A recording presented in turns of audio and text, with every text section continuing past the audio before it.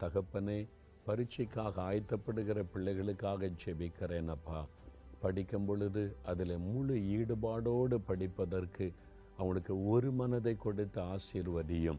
அவருடைய படிப்பை டிஸ்ட்ராக்ட் பண்ணக்கூடிய எல்லா தடைகளும் இயேசுவின் நாமத்தில் இன்றைக்கு விலகட்டும். அவருடைய உள்ளத்தில் இருக்கிற பயம் இயேசுவின் நாமத்தில் விலகட்டும் என்று ஜெபிக்கிறேன்.